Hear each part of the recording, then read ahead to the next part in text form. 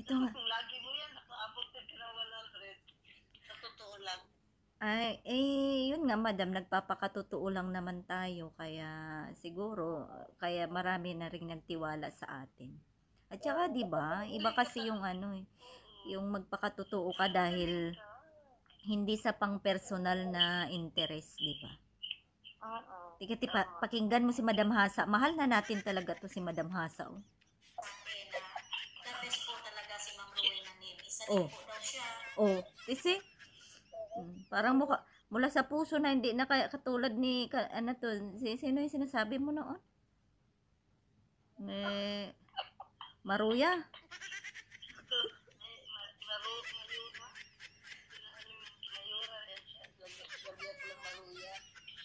Pakinggan mo madam, pakinggan mo. Sa isa din po siya na sumusuporta kay Ma'am Rowena Nim. Ayan, ang sabi nga po niya ay talagang napapahanga siya ng husto kay Ma'am Rowena Nim sa ginagawa niya para kay Rina. Pero ang iba po dyan ay hindi po nagugustuhan ng kanyang pag-campaign. Focus nga po, dapat magkaisa po tayo para sa ikabubuti po ng ating iniidolo. Hindi po porket na nag-campaign si Kaliaw, nag-campaign si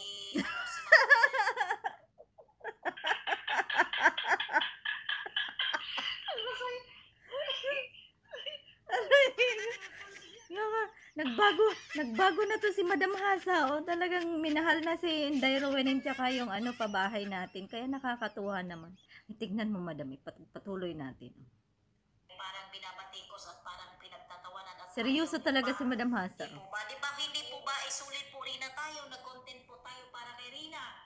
Hindi po natin dapat magkaisa po tayo. Suportahan po natin kung sino po ang nagmamahal kay Rina. Kung mayroon pong mag-sponsor kay Rina, pasasalamatan po natin. At siyempre po, parang po natin, kaya talagang ito po talaga na pinaka-the-best, alang-alang po sa aming nag-iisang Rina, na anak ng bayan, anak po nating lahat si Rina. Di po. Nangampanya. Gusto ko na to si Madam. Tignan mo ha, tignan mo.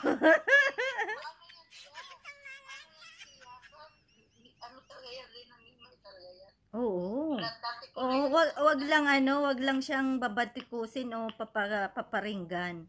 Or else, although meron rin siyang sometimes mga bagay na ano, pero at least ngayon ay ano na siya. Mahal po tayong lahat para kay Rina. Kaya nga bukos nga po magkaisa po tayo. Hindi po natin kailangan sirain si Ma'am Rowena Nim or ano pa man ang nakikita natin. Naku madam, may matagapagtanggol na ako, may gwardiya na. Lagot kayo dyan kay Madam Hasa. O, tignan mo.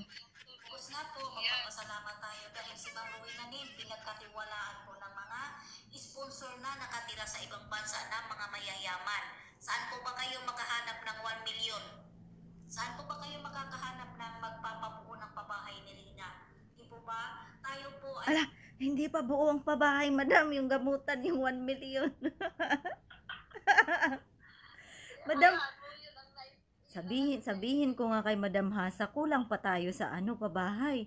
1 million ay para sa gamutan yun. Kasi madam, yung ano talaga, yung nagbigay ng 1 million ay ano naman talaga.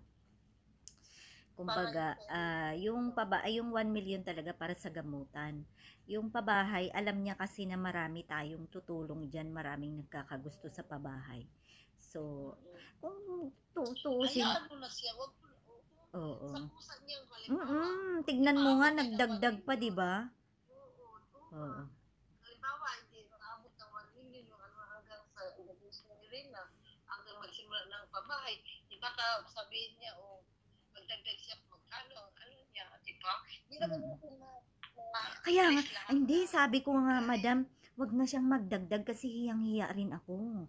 Nahiya kaya ako na ano, di porket may pera sila na malalaking sponsor ay ipaano natin sa kanila, di ba? Hindi naman pwede, kaya katulad sa'yo. Pero, di ba, ikaw naman ay nagtutulong ka rin sa iba, di kaya sabi ko, unahin muna natin si Reyna, di ba?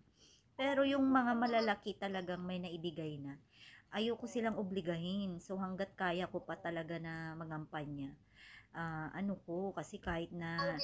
Ang binibigyan ko lang naman si Vincent sa kasi ito. Okay. Pero wala, hindi ako kasama sa mga grupo-grupo. Ayoko nung Tingnan mo, madam. Sige, tingnan natin to. Tingnan natin to ulit, oh. Sige, sige. Si Madam Hasa, pakinggan mo. Tulong-tulong po tayo para po sa pabahay ni Rina, mga palangga at mga langga dyan. Di po ba? Suportado nga po sa suportado nga po sa Team Kalingap. Kayo po na suportado siya ni Kalingap Rab. Suportado siya ni Kuya Bal. Hindi na Bisaya si madam, oh. Diba wala naman po kayong naiambag, wala naman po kayong sirain si Ma'am Rowena Nim. Ako isa na po ako dyan, nasaksi po sa kay Ma'am Rowena Nim. Ginagawa po niya ang lahat para po sa ikabubuti ng kanyang iniisip niya at inaano po niyang anak niya. Kasi po si Ma'am Rowena Nim sa totoo lang po wala po siyang anak na babae. Binuhos po niya dito ang pagmahal kay Ma'am Rowena Nim. Pasalamat na lang po tayo, may Rowena Nim tayo na nagpupursige sa pabahay ni Rina. At magpasalamat na rin po tayo sa mga subscriber, mga supporter at nagmamahal, sponsor o ano pa man dyan. Kaya yan lang po ang masasabi ko kay Ma'am Rowena Nim. Di po ba? Yan po. Proud na proud po ako sa kanya. Kaya sabi ko sa sarili ko, siya lang ang nag-iisang Rowena Nim. Talaga na nagpupursige na mabubuhan ng bahay si Rina. Okay po mga langga, maraming salamat po. Hanggang dito na lang po ang aking video. Maraming salamat po. Naku, mahal na mahal ko na to si Madam Hasa talaga. Grabe. Na-overwhelm naman ako sa mga sinabi niya. Totoo ba yun, madam? Uy, oo, magsalita yan siya. Pag serious, totoo yan. Hindi. Pabor ka ba sa sinasabi niya? Baka naman, ano. Ay, totoo. Oo, pabor ako. Pabor na ako. Alam mo ba ako, wala akong grupo yung Rena's community, Japan community, o ano ba yung mga ano dyan. Hindi. First Pag time ko sa'yo. pag nagsasalita ako, mukha namang, Matutuhanan man yun sa'yo, maraming maniniwala sa'yo, yung salita mo. At saka magsalita ka, wala yung parang magbabas ka, ano yung sa'yo, pantay tala, yung equal lang. Kasi madam, ganun naman talaga ang kailangan. Kasi, yun nga, pag may nangbabas sa iyo, intindihin mo na lang kasi hindi naman natin hindi naman natin kumbaga kaisipan yung isip nila. Social media, 'di ba? Pero tong si Ma'am Hasa, naku, mapapa-I love you ako kay Ma'am Hasa. Sige, mag-usap kayo pero wag yung mga paspahan, yung mga ginawa mo sa kanya. Kaya nga, nakakatuwa naman. So, ayan, mapapasana all. Tuloy. Ano pa yung sabi niya? Galing Yan, din kung bago pa lang po kayo sa aking YouTube channel, please po subscribe, Hasa26 TV, like na lang din po and share. Maraming salamat. I love you all. Bye, God bless. Alam mo yung channel mo, matagal ko na rin ako ang nag-subscribe sa iyo. Ang ano mo pa doon, mga 13 yata, 14,000. Yung ano mo. Oo. Hindi, madam, bago ko kasi inilaunch ang pabahay.